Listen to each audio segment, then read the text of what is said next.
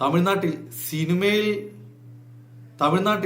സിനിമയിലുള്ള വില്ലന്മാർ ചെയ്യുന്നതിനെക്കാട്ടിൽ വലിയ പ്ലാനിങ്ങും ക്രൂരതകളും ഒക്കെയാണ് സ്റ്റാലിൻ എന്ന മുൻ മുഖ്യമന്ത്രി ചെയ്തുകൊണ്ടിരിക്കുന്നത്.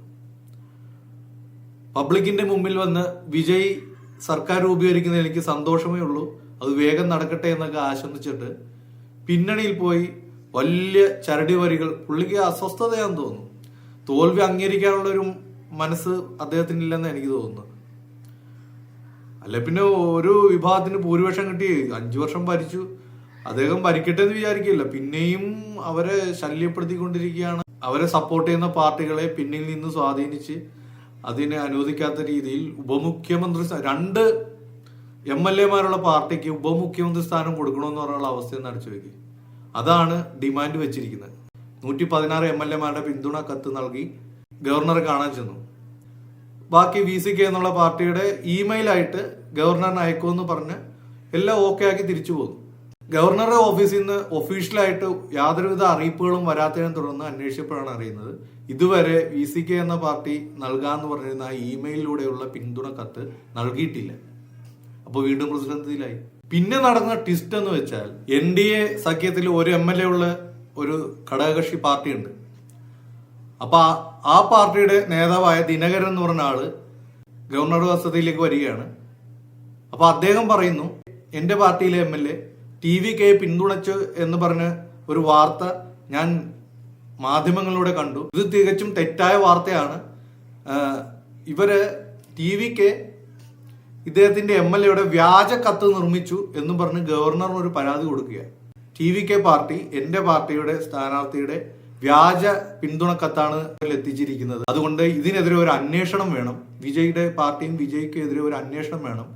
ഈ അന്വേഷണം പൂർത്തിയാകുന്നത് വരെ വിജയിയെ സർക്കാർ രൂപീകരണത്തിന് ക്ഷണിക്കരുത് എന്ന് പറഞ്ഞാണ് ഇദ്ദേഹം പരാതി കൊടുത്തിരിക്കുന്നത്.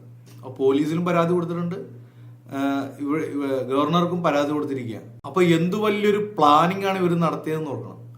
അത് ഇതൊക്കെ ഇന്നലെ രാത്രി നടന്ന കാര്യങ്ങളാണ്. ഇന്ന് രാവിലെ ഈ പറഞ്ഞ വ്യാജ കത്ത് ആണ് TVK സമർപ്പിച്ചത് എന്ന് പറയുന്ന ആള് കാറിനകത്തിരുന്ന് ഒപ്പിടുന്നതിന്റെ വീഡിയോ TVK പുറത്തുവിട്ടു. അപ്പോൾ ആ കളി അവിടെ പൊളിഞ്ഞു. അപ്പോൾ ചിലപ്പോൾ അവർ രഹസ്യമായിട്ട് എടുത്ത വീഡിയോ ആയിരിക്കാം. അപ്പൊ ഇങ്ങനെ ഒരു സിനിമ തിരക്കഥ പോലെ വിജയെ ബ്ലോക്ക് ചെയ്തുകൊണ്ടിരിക്കുക. ജനനായകന്റെ റിലീസ് എങ്ങനെയൊക്കെ ബ്ലോക്ക് ചെയ്തോ അതേ രീതിയിൽ തന്നെ, അതേ പാറ്റേണിൽ തന്നെയാണ് ഇപ്പോൾ സത്യപ്രതിജ്ഞ എങ്ങനെയൊക്കെ മുടക്കാം എന്നുള്ള രീതിയിലാണ് ഇപ്പോൾ മുൻപോട്ട് പോയിക്കൊണ്ടിരിക്കുന്നത്.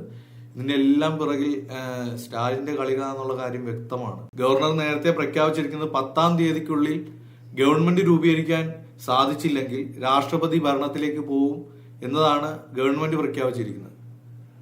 അപ്പൊ പിന്നെ അതായിരിക്കും ഈ സ്റ്റാലിന്റെയൊക്കെ മനസ്സിലുള്ളത്. എങ്ങനെ വന്നാലും വിജയെ തമിഴ്നാടിന്റെ മുഖ്യമന്ത്രി ആക്കരുത് എന്നൊരു ലക്ഷ്യമായിരിക്കും ഇവർക്കുള്ളത്. ചിലപ്പം ഇവരുടെ അഴിമതിയും മറ്റുള്ള കാര്യങ്ങളൊക്കെ പുറത്തു കൊണ്ടുവരും എന്നുള്ളൊരു ഭയം കൊണ്ടായിരിക്കാം ചിലപ്പോൾ.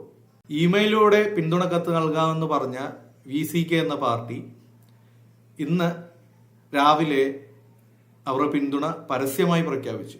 അങ്ങനെ വീണ്ടും സത്യപ്രതിജ്ഞ കൺഫേമായി നടക്കുമെന്ന് വാർത്ത വീണ്ടും വന്നിരിക്കുകയാണ്. ഇതിപ്പോ എത്ര ദിവസമായിട്ട് ഇത് നടന്നുകൊണ്ടിരിക്കുകയെന്ന് എനിക്ക് തോന്നുന്നത് ജനനായകൻ ഇലക്ഷന് മുൻപ് റിലീസാകരുത് എന്ന് പലരും തീരുമാനിച്ച് നടപ്പിലാക്കിയതുപോലെ ഗവർണർ നൽകിയിരിക്കുന്ന 10-ാം തീയതി എന്നുള്ള ഈ ലാസ്റ്റ് ഡേറ്റ് വരെ ഇങ്ങനെ സത്യപ്രതിജ്ഞ നടക്കാതെ കൊണ്ടുപോയി തമിഴ്നാടിനെ രാഷ്ട്രപതി ഭരണത്തിലേക്ക് തള്ളിവിടാനുള്ള ഒരു പ്ലാനാണെന്നാണ് തോന്നുന്നത്.